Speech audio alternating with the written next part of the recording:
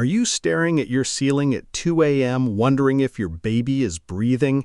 We've all been there. Welcome to the Rising Parent Podcast. Today's episode is Smart Baby Monitors, the ultimate buying guide and top picks. We're diving into the tech that promises better sleep, but does it actually deliver? I'm Tim. And I'm Edna. With over 20 years in childcare and coaching, we know the early, sleep-deprived months are tough. Today, we're reviewing top smart monitors to see which ones fit your family's unique needs. Now let's get started.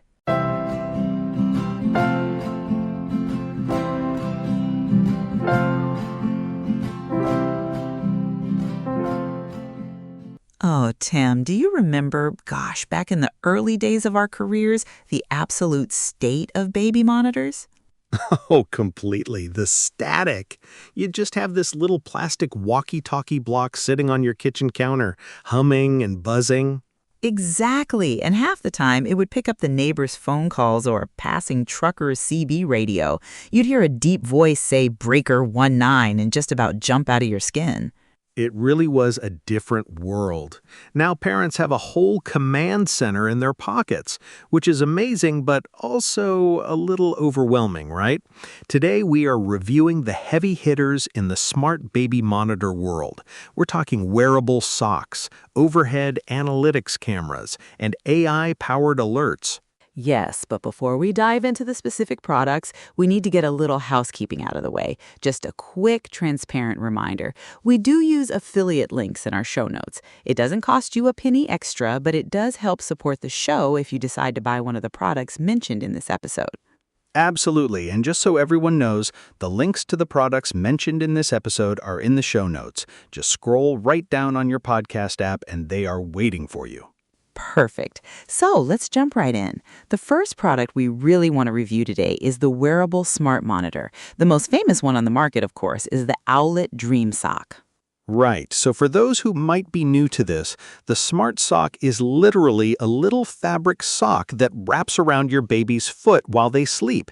It uses pulse oximetry technology, kind of like that little clip they put on your finger at the doctor's office to track heart rate and oxygen levels. And it sends all this data right to a base station on your nightstand and to an app on your phone. If the baby's levels fall outside the preset safe zones, the base station flashes red and plays a loud alarm. Now, as a piece of technology, it's honestly incredible. The peace of mind it offers is a huge selling point. But Edna, I know you have a lot of thoughts on this, especially since you work so closely with parents during those incredibly vulnerable, sleep-deprived early months. Oh, I really do. You know, when we are doing our coaching sessions, I see so many exhausted moms and dads. They're just desperate for sleep but terrified to close their eyes. For some of these families, the Smart Sock is a literal sanity saver. I'm thinking of one family we work with. Let's call them the Millers for privacy reasons. Oh, yeah, the Millers. Right. So the Millers had a very traumatic birth experience, and the mom was dealing with severe postpartum anxiety. She was staying awake for 36 hours straight, just watching her infant's chest rise and fall. When they got the wearable Smart Sock, that little glowing green light on the base station gave her permission to finally sleep. For her, it was a 5-star product. It completely aligned with her need for reassurance. But there's a flip side, right? Because we reject the whole one-size-fits-all mentality here.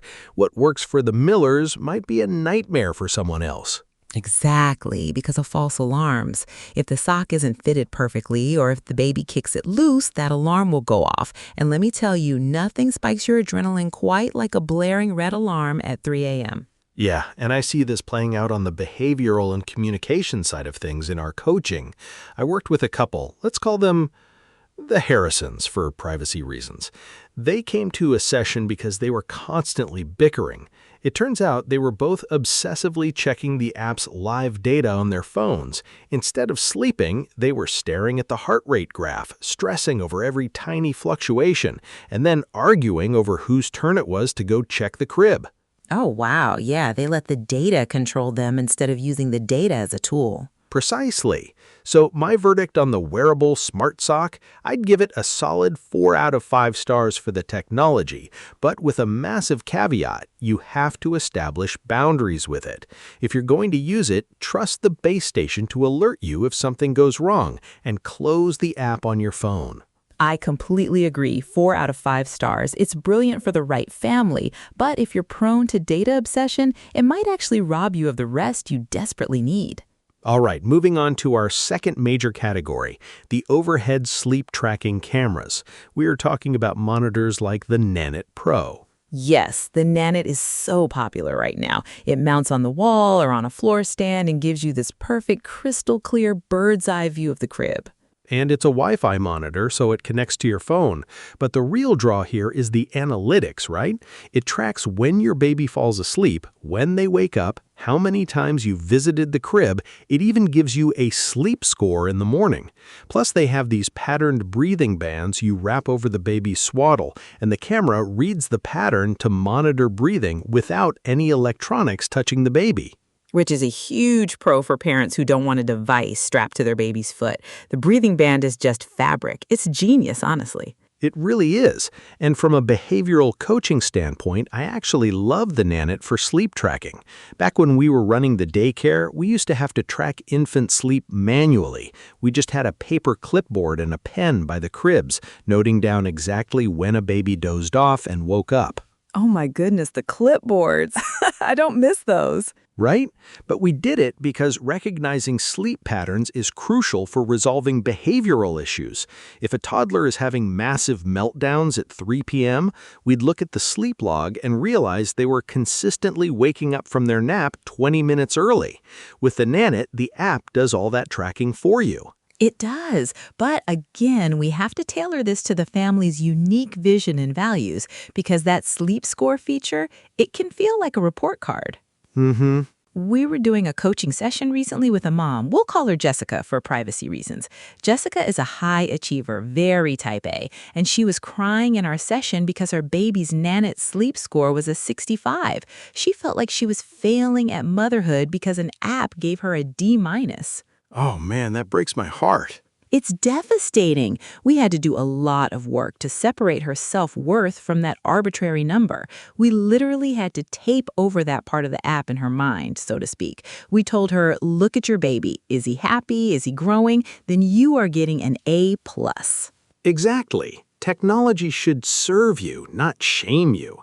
So for the Nanit Pro, I think it's a 4.5 stars for pure functionality and video quality. The night vision is incredible, but parents, you have to promise us you won't let a sleep score ruin your morning coffee. Absolutely. 4.5 stars from me too. Awesome. All right, we have one more fascinating category of smart monitors to review. But before we get to our final monitor, let's take a quick pause. Yes, we want to remind everyone that new episodes of the Rising Parent podcast are released every Monday and Friday. Make sure you're subscribed so you never miss out on our coaching tips and product reviews. We also want to share a little bit about our heart behind this show.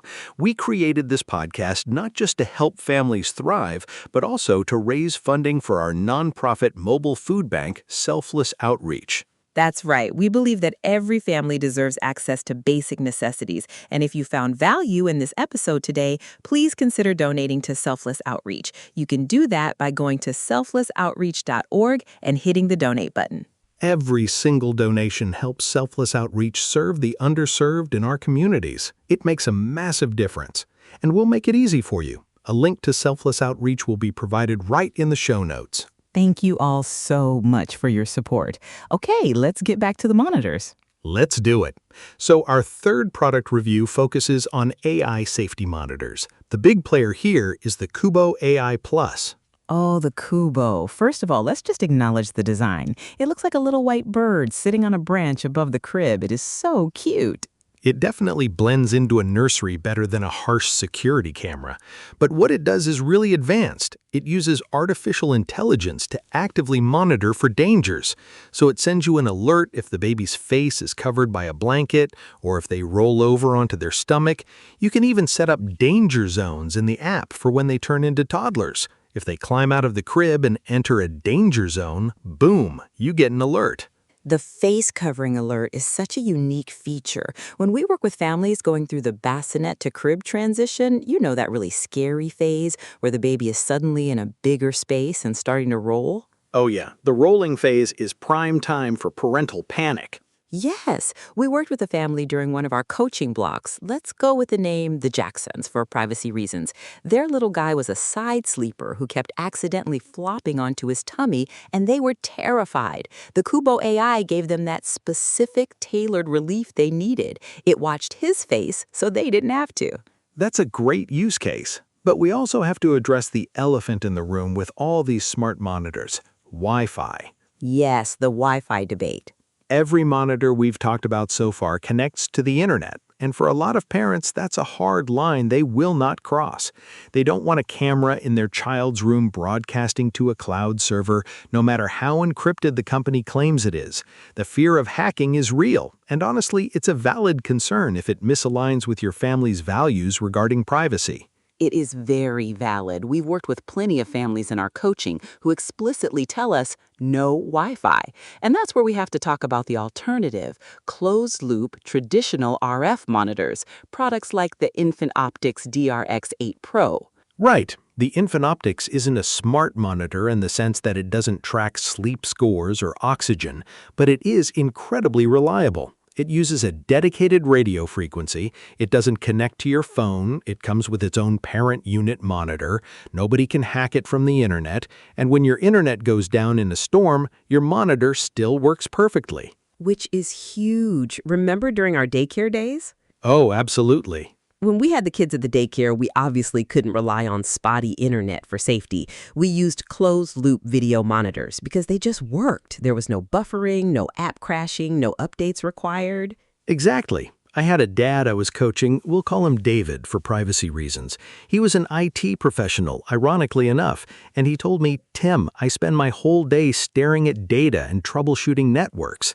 He told me, "When I put my kid to bed, I just want a simple video feed. I don't want push notifications, I don't want apps." For David's family, the Infant Optics was a 5-star product. And that perfectly highlights our entire philosophy, doesn't it? Parenting isn't one size fits all. Not at all. So for the Kubo AI, if you love tech and want those specific rollover alerts, it's a brilliant 4.5 out of 5.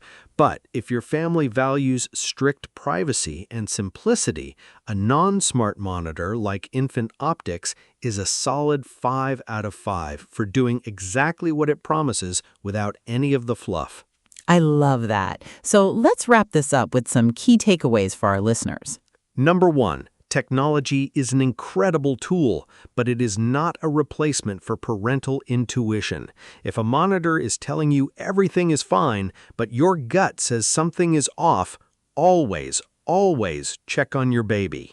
Yes, absolutely. Number 2, pick a monitor that aligns with your family's unique vision and values. If you are highly anxious during these early sleep-deprived months and need the reassurance of a smart sock, get one. But if data overload makes you more anxious, give yourself permission to buy a simple closed-loop monitor. You are not a bad parent for opting out of the tech race. Such a great point, Edna. And finally, number 3, if you do choose a smart monitor, set healthy boundaries. Don't fight with your partner over the sleep score. Let the monitor do its job of alerting you to danger and use the rest of your time to actually sleep. Yes, please sleep. You need it. Well, that about does it for today's review. Thank you all for joining us on this episode of the Rising Parent Podcast. If you enjoyed today's episode, please hit that subscribe button. Leave us a 5-star review. It truly helps other parents find the show and build their own confidence. And be sure to visit the show notes where you'll find those product links we mentioned earlier. And just a quick reminder, new episodes of the Rising Parent Podcast are released every Monday and Friday, so we will be back in your ears very soon.